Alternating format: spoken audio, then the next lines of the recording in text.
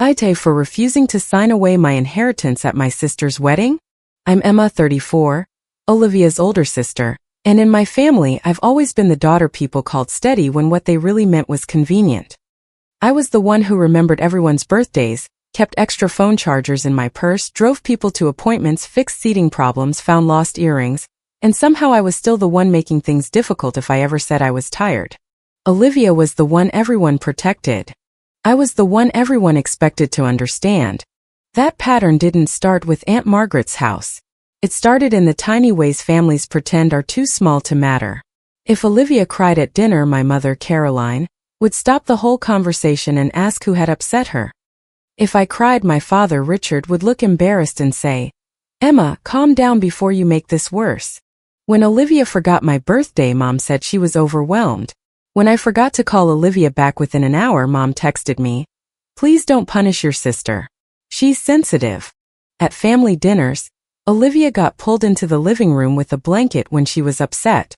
I got sent into the kitchen to help clean because keeping busy helps. If Olivia canceled plans at the last minute, it was anxiety. If I said I couldn't drive across town because I was exhausted, it was selfish. I didn't hate Olivia. That was the hardest part to explain to people who only saw the surface. I loved my sister. I had carried her shoes when her feet hurt, fixed her eyeliner in restaurant bathrooms, and listened to her panic about things she had already been forgiven for before she even apologized. But love gets strange when one person is raised to need rescuing and the other is trained to become the rescue plan. Aunt Margaret was the only adult who ever looked at the arrangement and called it what it was. She wasn't soft in the way people like to imagine older women being soft. She was sharp, stubborn, and impossible to flatter. If you brought store-bought pie and tried to pass it off like you made it, she would ask which aisle the family recipe came from. If Richard started one of his calm little speeches about reasonable expectations, she would stare at him until he changed the subject. Margaret loved Olivia too. She sent her birthday cards, showed up to school events, and clapped at every little milestone like everyone else.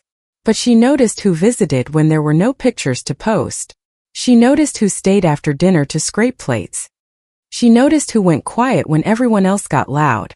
At one family dinner when I was 26, Olivia had spent 20 minutes crying because Mom asked her to bring a side dish and she forgot. Mom hugged her and told her it was fine. Somehow, I ended up leaving early to buy rolls because it would be easier. Margaret called me that night. "You were quiet," she said. "I was tired." That's not the same thing. I remember sitting in my car in the driveway with the engine off, still holding the grocery bag with the receipt in it. "She just forgot," I said. "People forget," Margaret said. "That part is normal. What's not normal is everybody acting like your patience is a utility bill they already paid." I laughed because I didn't know what else to do. Then she said, "Being dependable doesn't mean you belong to everybody." I kept that sentence longer than I kept most advice. When Margaret's health declined, nobody refused to help in a big dramatic way. That would have been easier to name. They just became unavailable until I stopped asking. Mom would say, "I wish I could, honey, but I have a packed day." Dad would say, "Send me the details and I'll see what I can do," which usually meant nothing. Olivia would text, "I love Aunt Margaret, but hospitals make me so anxious. Tell her I'm thinking of her." Then she would send a heart emoji, sometimes 3. So I became the person who showed up. I drove Margaret to appointments and learned which parking garage had the machine that always ate credit cards. I kept a pill organizer on her kitchen counter and taped appointment reminder cards to the fridge. I called insurance offices while Margaret sat beside me, wrapped in a blue cardigan, rolling her eyes every time the hold music started over. I picked up prescriptions, groceries, compression socks, soup she hated, soup she tolerated, and those little lemon hard candies she pretended were medicinal. Some nights I slept on her couch because her breathing sounded wrong. Some mornings she would apologize before I even opened my eyes. "I'm sorry, kid," she would say. "Don't," I'd mumble from under the blanket. "You have a life. So do you." She would sit there with her mug of tea, pretending not to cry, and I would pretend not to notice. I kept receipts because that was how my brain handled stress. Pharmacy copays, gas, parking slips, grocery deliveries. Not because I planned to bill anyone. I just needed proof that the months were real, that the exhaustion wasn't something I had invented. Every so often Mom would call and say, "It's so sweet what you're doing for Margaret." Sweet. That word started to feel like a lid pressed down over boiling water. Dad once told me, "Don't start keeping score. It makes you look petty." I had been awake for 30 hours when he said it. Margaret had fallen in the bathroom the night before, and I had spent half the night in a cold waiting room with a vending machine dinner in my lap. I looked at my phone at his message and didn't answer. Margaret saw it anyway. "Your father?" she asked. I locked the screen too late. She held out her hand. I gave her the phone. She read the message, snorted and said, "That man has mistaken quiet for consent his whole life." I told her not to start. She said, "I'm old, not obedient." That was Margaret. After she died, I didn't feel anything for the first few hours. I answered calls. I found paperwork. I folded the blue cardigan from the back of her chair and put it on the bed because I couldn't stand seeing it empty. At the service, Olivia cried loudly into Daniel's shoulder. Mom kept saying, "Margaret would want us together." Dad shook hands like he was hosting a business lunch. I stood there with a pocket full of tissues, waiting for someone to ask if I was okay. Margaret's estate attorney, Paul, called 2 weeks later. Paul was 58, calm, and precise in a way that should have annoyed me but instead made me feel safe. He had been Margaret's attorney for years. I had met him a few times when I drove her to meetings and sat in the waiting area with old magazines and bad coffee. At the meeting, Paul didn't make a speech. He reviewed the documents in a steady voice and handed out certified copies where needed. Most of Margaret's estate was simple. A few personal items. Some small gifts. Then he said Margaret's house had been placed in a trust, and I was the beneficiary. For a second I thought I misunderstood him. Mom's face tightened. Dad stopped tapping his pen. Olivia blinked like someone had changed the language in the room. Paul continued. Margaret's instructions were specific. The property is to pass to Emma under the terms of the trust. I didn't celebrate. I didn't smile. I could barely breathe. That house wasn't a mansion. It wasn't some movie inheritance with gates and marble floors. It was Margaret's little yellow house with creaky hallway boards, stubborn windows, a kitchen drawer that jammed if you pulled too fast, and a patch of herbs by the back steps.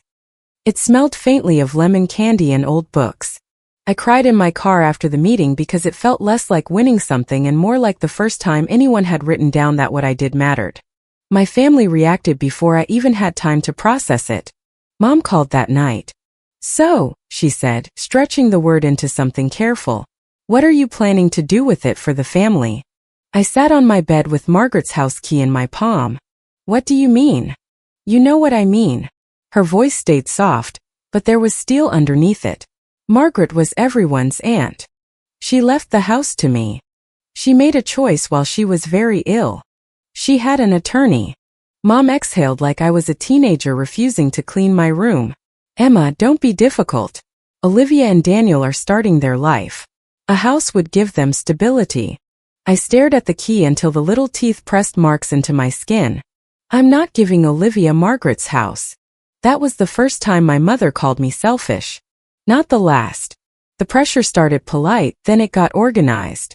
Mom texted family group chat messages about unity and healing. Margaret would want us to take care of each other. This is a time to prove love. A fresh start for Olivia would mean so much.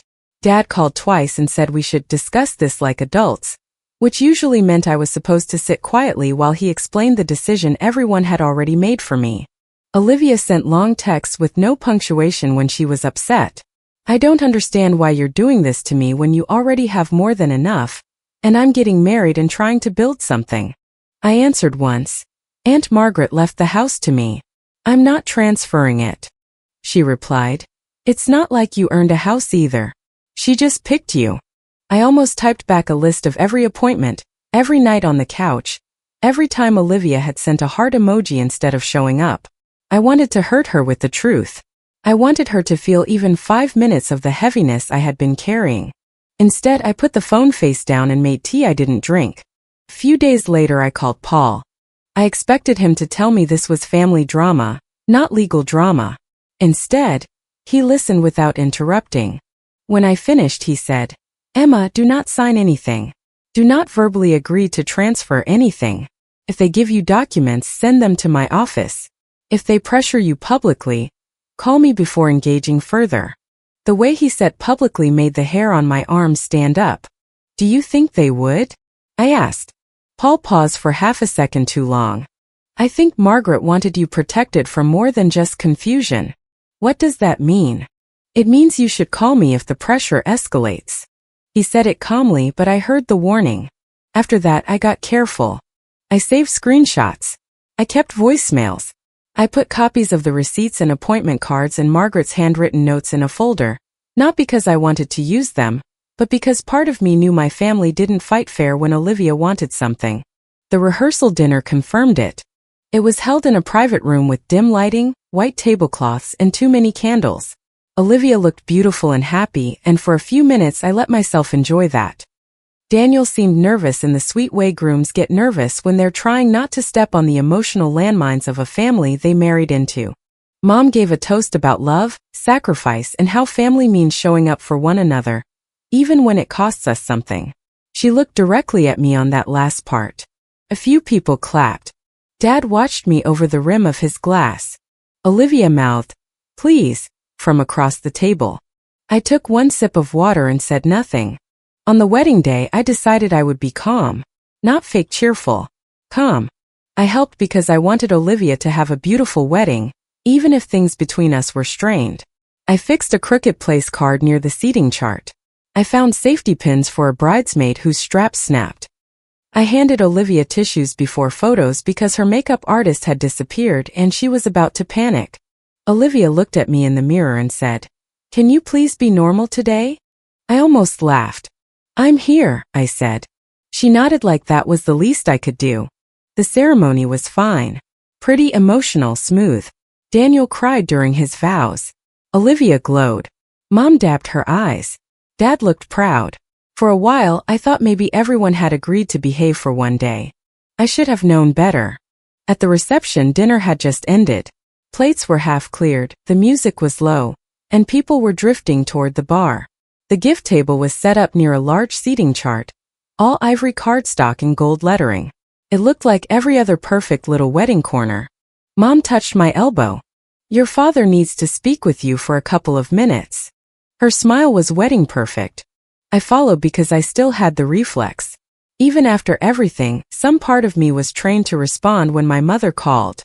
Dad stood by the gift table with an ivory folder in his hand. It blended in with the wedding program so well that for one stupid second, I thought it was a vendor invoice or a seating issue. Then he opened it.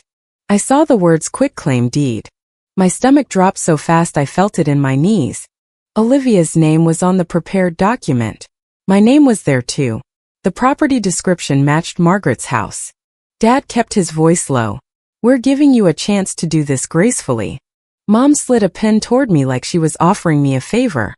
"All you have to do is sign, Emma," she said. "Don't make this ugly." I looked from the deed to my parents. They had brought legal paperwork to Olivia's wedding reception. They had printed it, prepared it, chosen the moment, picked a place where relatives were close enough to watch but far enough to pretend they weren't.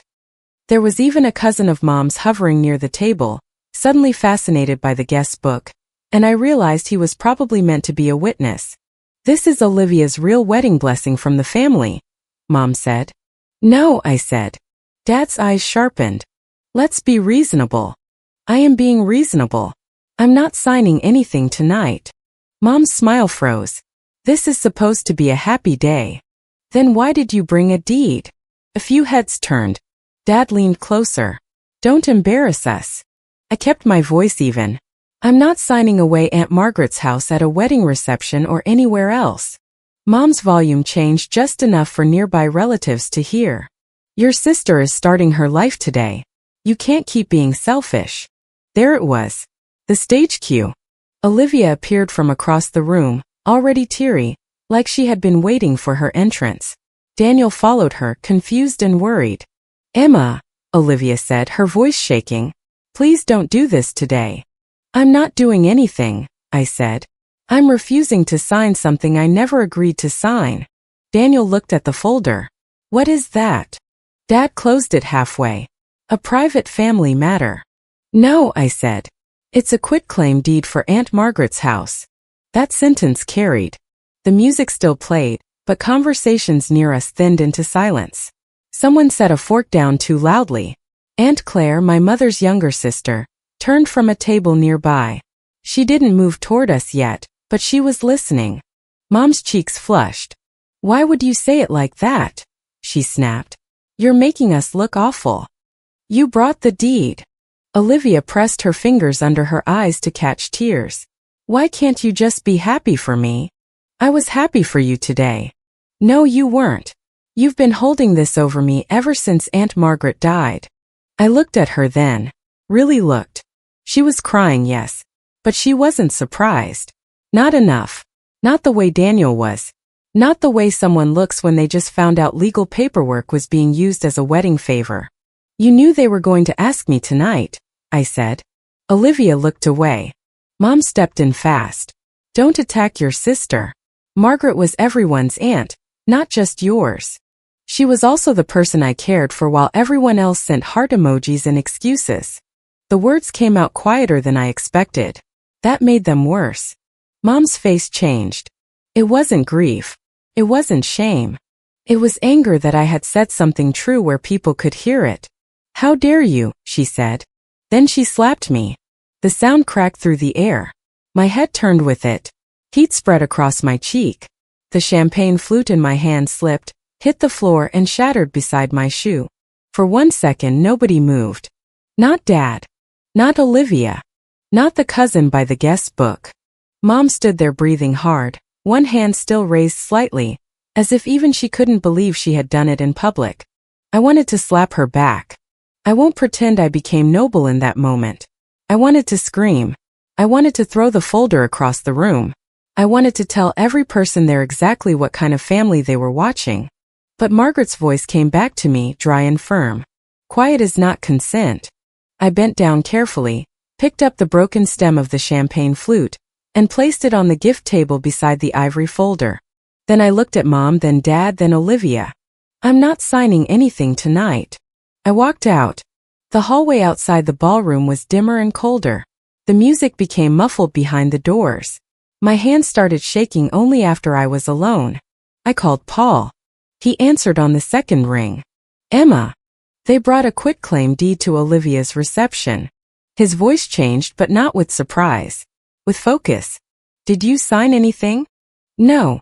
Did anyone touch you? I swallowed. My mother slapped me. A pause. Are there witnesses? Yes.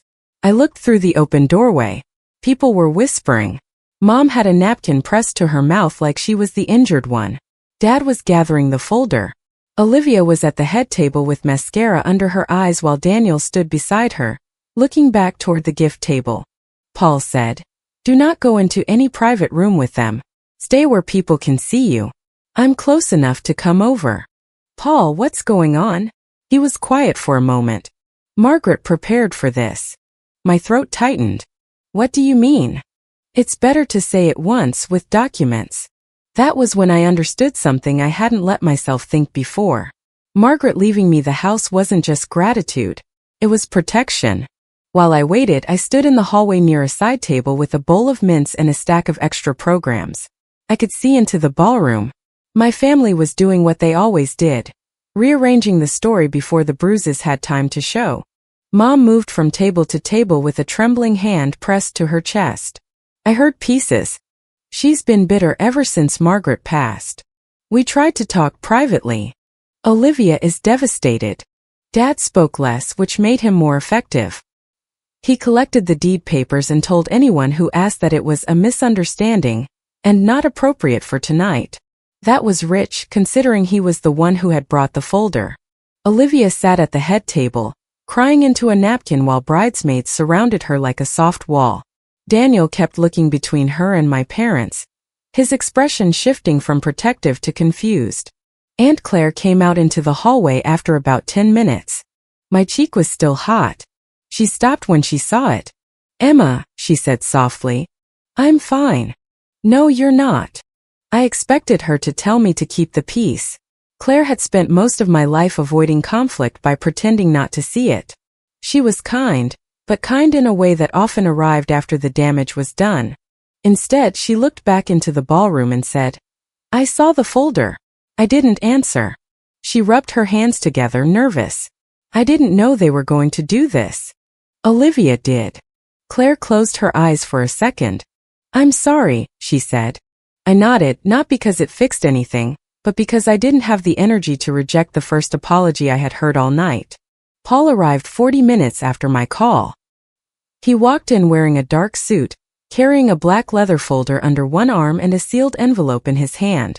He didn't rush. He didn't look dramatic. He looked like a man who had spent his career watching people behave badly around dead people's wishes, and had stopped being surprised. He stepped into the ballroom and asked, "Where is Emma?" Mom moved fast. "This is a family event," she said. "You need to leave." Paul looked at her calmly. "I was invited by the legal beneficiary of Margaret's trust." Dad saw the folder and went pale. Not nervous. Pale. That told me more than anything else had. Paul came to my side. "Emma, are you comfortable continuing here?" Mom snapped. "Continuing what? This is completely inappropriate." I touched my cheek, felt the heat there, and looked at the gift table where the broken stem still sat beside the ivory folder. "You wanted an audience when you handed me those papers," I said. "So now we'll use the audience." The room didn't go completely silent. Weddings are too full of noise for that. But the people near us stopped pretending. Aunt Claire stepped closer. Daniel did too. A couple of relatives hovered awkwardly near the seating chart, trapped by curiosity and discomfort. Paul turned to me.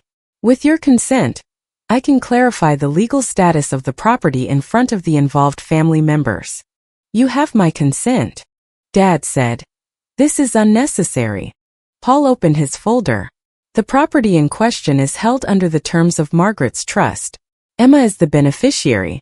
There is no legal obligation for Emma to transfer the property to Olivia or anyone else." Mom laughed once, sharp and fake. "No one said obligation. We said family." Paul looked at her.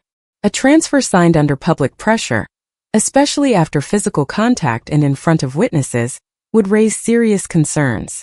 Dad's jaw tightened. "Careful." Paul didn't blink. "I am being careful." He placed a certified copy of the trust document on the table. He didn't shove it at anyone. He simply set it down like facts don't need volume. Olivia's voice came from behind Daniel. "This is my wedding." I looked at her. "I know. Then why are you doing this?" I almost laughed again, but it would have sounded ugly. "I didn't bring legal papers to your reception." Daniel turned to Olivia. "Did you know about this?" She pressed the napkin to her mouth and didn't answer right away. Mom cut in. "Daniel, this is not something you need to be dragged into." Daniel's face hardened slightly. "I think I got dragged into it when it happened at my wedding." That was the first crack. Paul then held up the sealed envelope. "Margaret left additional instructions with my office," he said. This envelope was to be opened only if Caroline or Richard attempted to pressure Emma into transferring the property to another family member. Mom went still. Dad stared at the envelope like it had teeth. Aunt Claire's voice shook, but she spoke clearly. "Why would Margaret leave that kind of instruction unless she expected this?" No one answered.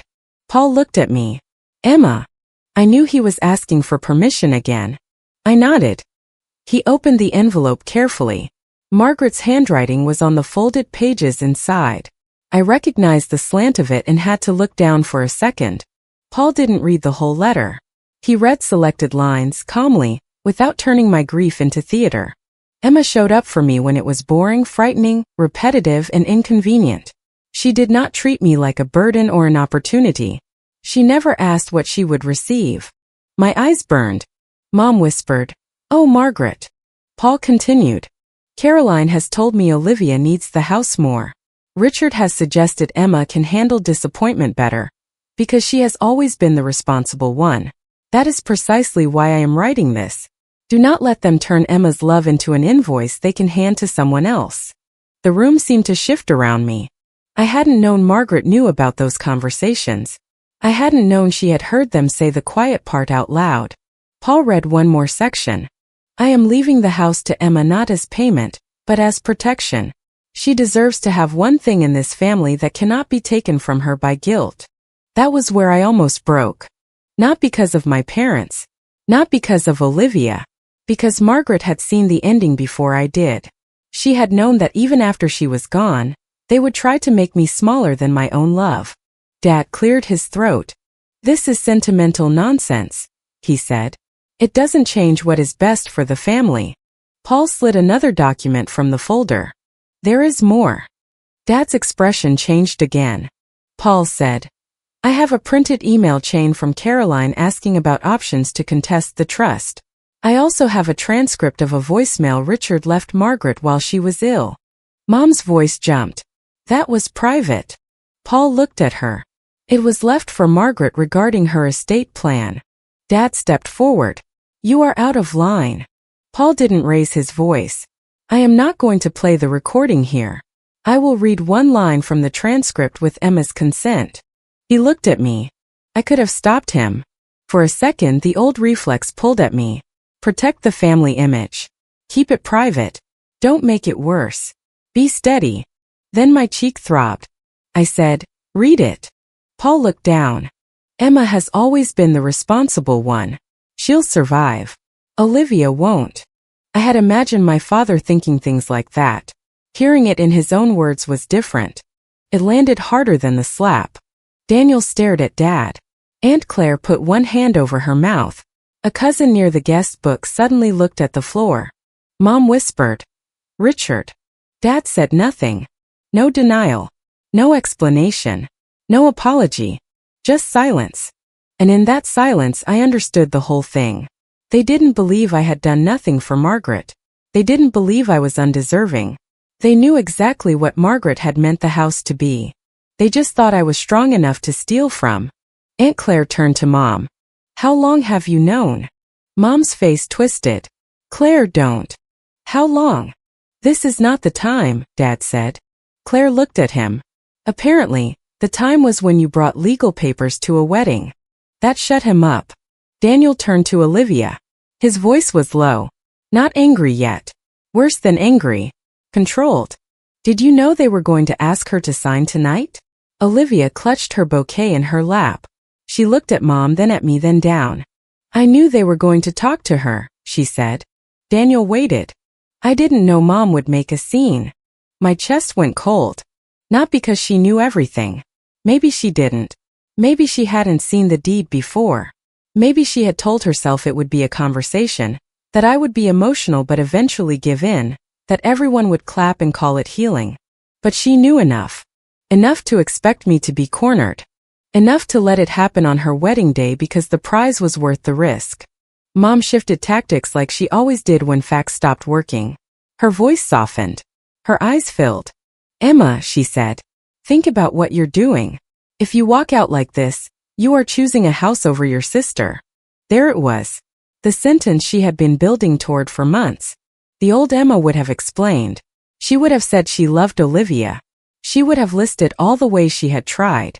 She would have begged to be understood by people who benefited from misunderstanding her. I didn't do that. I looked at my mother, with her perfect dress and tearful eyes and the red mark of her hand still burning on my face. No, I said. You chose a house over your daughter when you decided I was easier to rob than to disappoint Olivia. Nobody rushed to defend her. Nobody told me to calm down. The room didn't turn into a mob on my side. Real life is messier than that. Some people looked embarrassed. Some looked confused. Some looked like they wished they had gone to the bathroom before this started. But the easy story had cracked, and everyone close enough to hear knew it. Dad tried one last time. We can resolve this later. Paul closed his folder. Further communication about the property should go through my office. Mom wiped under her eye. You would cut off your own parents over a house?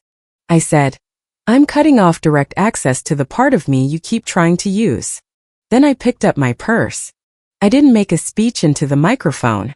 I didn't throw wine. I didn't call Olivia names.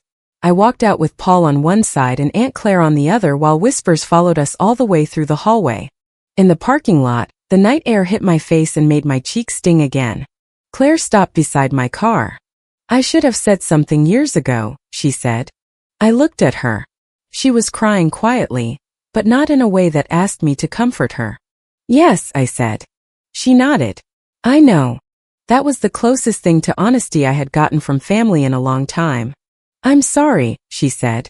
I can accept that, I told her. But I can't make it fix everything. I'm not asking you to.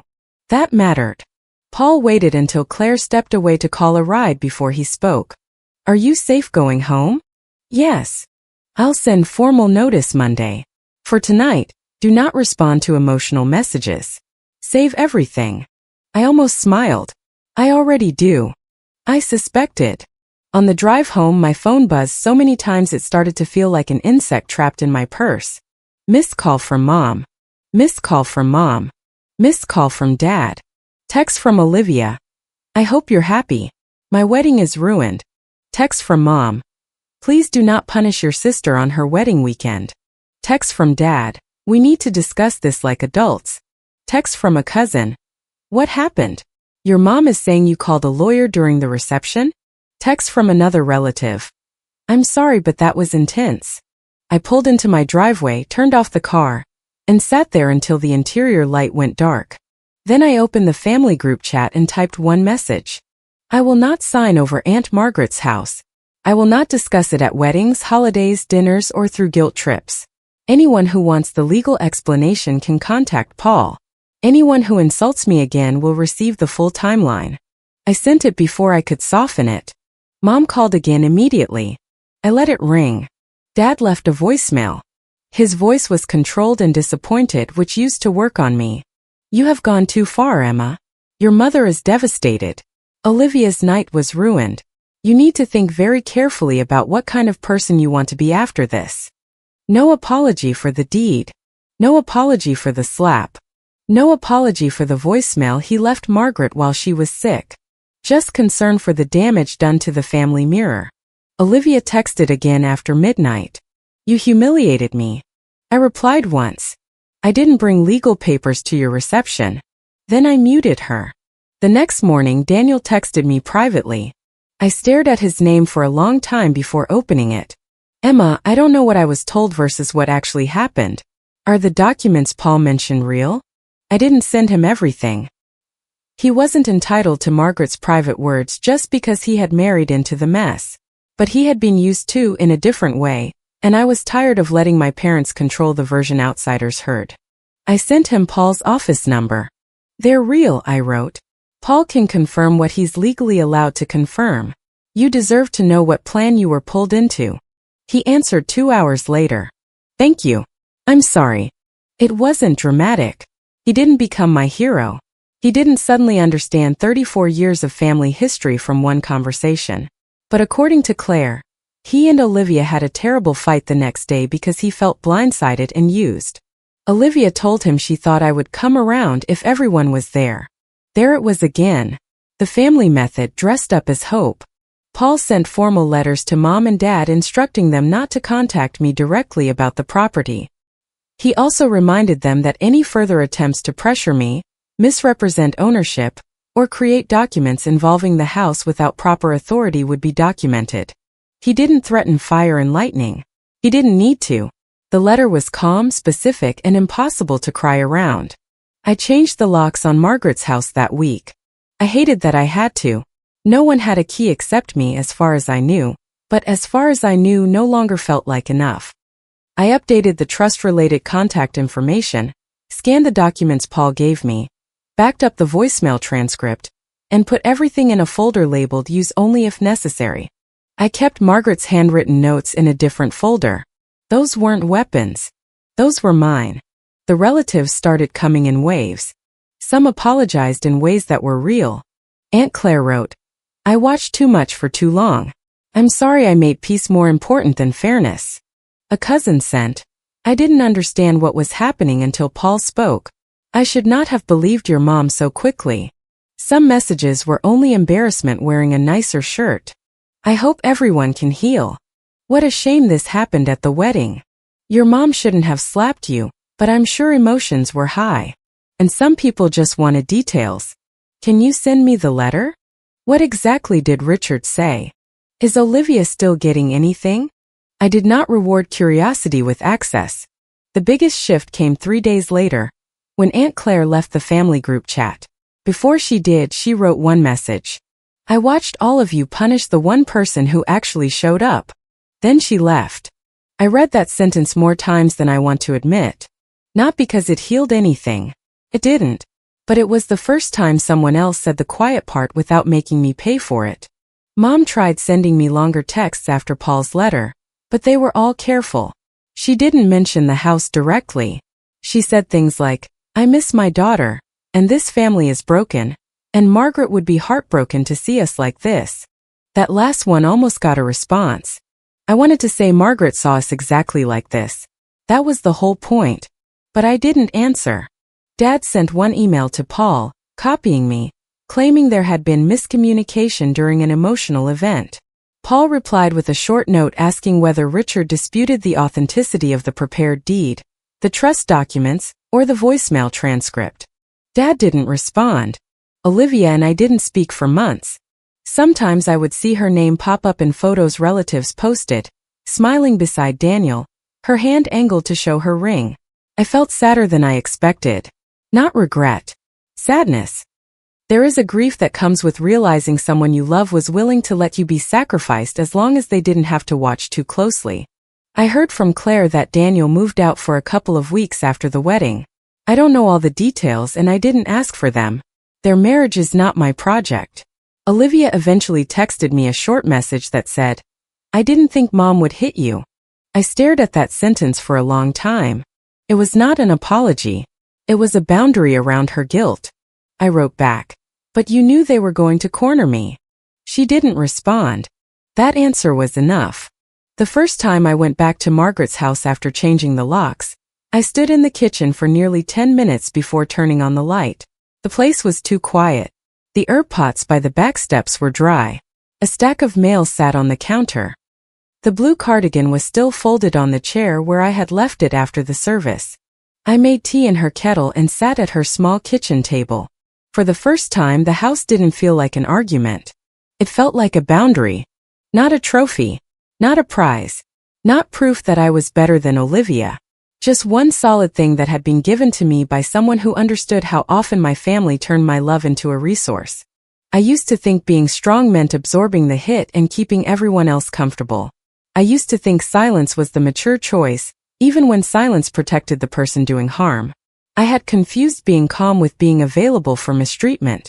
That night at the wedding, I didn't win my family back. I lost the fantasy that I could be reasonable enough to make them fair. Caroline and Richard lost control of the story because I stopped letting them define reality. Olivia had to face, maybe for the first time, that being protected came at a cost someone else was always paying. And I learned that being called selfish is not the worst thing in the world when the alternative is handing over your life with a smile. I kept the house. I kept the documents. I kept Paul between me and anyone who thought guilt was a legal strategy. And for the first time in my life, when my family called me selfish, I didn't try to prove them wrong. I didn't ruin my sister's wedding. I just refused to be the gift. If you liked it, don't forget to leave a comment and support the channel by subscribing. See you in the upcoming stories.